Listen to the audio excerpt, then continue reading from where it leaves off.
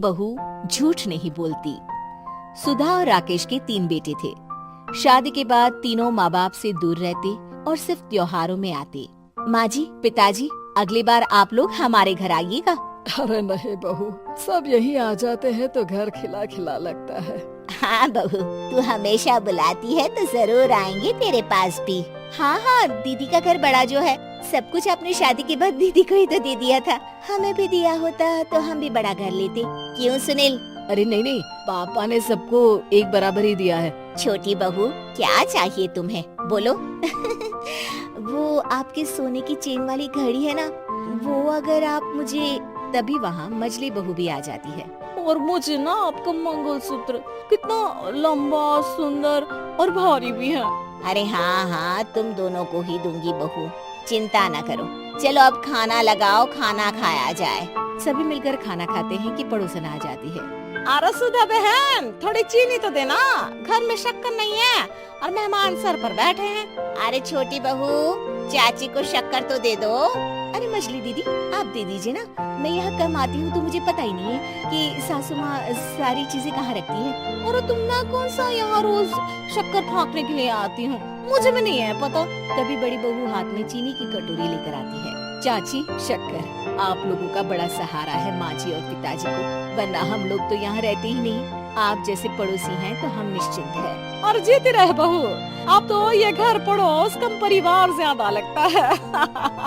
सुधा अपनी बड़ी बहू को देखकर बहुत खुश रहा करती थी। वो उससे अक्सर घंटों बात भी किया करती, लेकिन दोनों दूसरी बहुओं का भी वो समझती थी कि शायद छोटी है, वक्त आने पर संभल जाएंगी। समय आ जाता है जब सभी को वापस जाना होता है।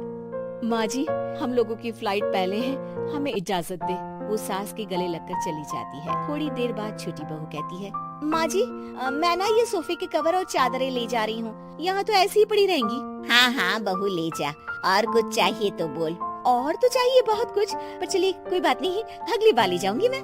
ऐसे ही मंजली बहू भी घर का बहुत सारा सामान ले जाती है। सभी के जाने के बाद सुधा राकेश से कहती है, घर कितना सूना लग रहा है ना। हाँ, और खाली भी। तुम्हारी दोनों बहुएं सब बटोर गई। अरे ठीक है ना, हम दोनों ही तो हैं, कितना सामान लगेगा। फिर उन लोगों की नई गृहस्थी, इतना मत सोचा करे। समय बीतता है। ऐसे ही हर साल त्योहारों में सुधा और राकेश के बच्चों की बहू आते और जाते वक्त ढेर सारा सामान पैक कर ले जाती। लेकिन कुछ ही सालों में सुधा का देहांत हो जाता है। पिताजी, आप यहाँ अकेले क्या करेंगे, हम लोगों के साथ चलिए। अरे नहीं बहू, इस घर में सुधा की यादें हैं, मैं उसे नहीं छोड़ सकता हूँ। अब तुम लोगों की माँ नहीं रही। देख लो, वैसे तो मैंने उसके जीते जी सब कुछ दे दिया है, लेकिन कुछ उसका पर्सनल कीमती सामान था जो ये है, ले लो। सामान में होती है एक घड़ी और एक मंगलसूत्र। माँ जी ने कहा था कि वो ये घड़ी मुझे देंगी। हाँ हाँ पिताजी, माँ ने सबके सामने ये घड़ी सरिता को देने के लिए कहा था।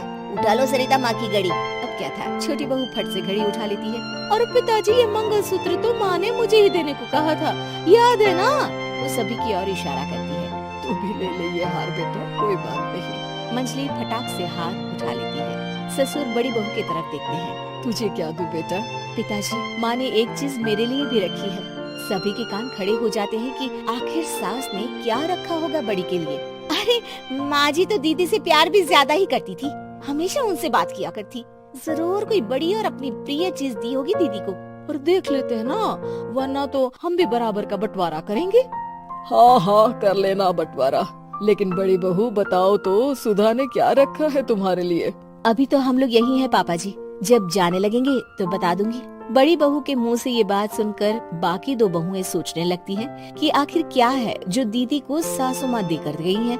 दीदी, ऐसा तो नहीं ना कि पूरे घर का आधा हिस्सा माँ बड़ी भाभी को देकर गई हो। तभी वहाँ ससुर आ जाते हैं। नहीं, ऐसा कुछ नहीं है। मकान तो तुम तीनों का बराबर से है। देखो, बड़ी बहू से तुम्हारी सास ज्यादा जुड़ी थी, न जाने क्यों घंटों बात किया करती थी। पता नहीं क्या देकर गई है उसे। और ससुर जी, आपको क्या पता, चालाकी से पूरे घर के पेपर में साइन करवा लिए हो, या फिर कोई छुपा गहना। आखिर मकान पूरा तो आपने सासू माँ के नाम ही कर रखा था ना। अब घर में ये सस्पेंस बन जाता है कि आखिर बड़ी बहू क्या लेकर जाएगी। फिर वो दिन भी आ जाता है जब बड़ी बहू के जाने का समय हो जाता है। बेटा, परसों तुम चली जाओगी, बताया नहीं माँ ने तुम्हें क्या दिया? घड़ी और हार जो बेशकीमती था और तुम्हारी सास को सबसे ज्यादा प्रिय था, उसका तो बंटवारा भी हो चुका है। अब तुम्हारी बारी। हाँ पिताजी, आज मैं ये बात बताने ही वाली थी। माँ ने मुझे उससे भी बेशकीमती चीज दी है और वो है आप। आपसे अधिक प्रिय उन्हें कुछ नहीं था। माँ चाहती थी कि आप मेरे साथ रहें। चलिए पिताजी। बेटा, मेरे पास तो कोई पेंशन भी नहीं है और ना ही कोई प्रॉपर्टी। लेकिन आपके पास संस्कार है पिताजी, जो मेरे बच्चे आपसे लेंगे, तो आपको ले जाने पर स्वार्थ ही है मेरा। चलिए ना पापा। सभी के सामने पिताजी बड़ी बहू और बेटे के साथ उनके घर चले जाते।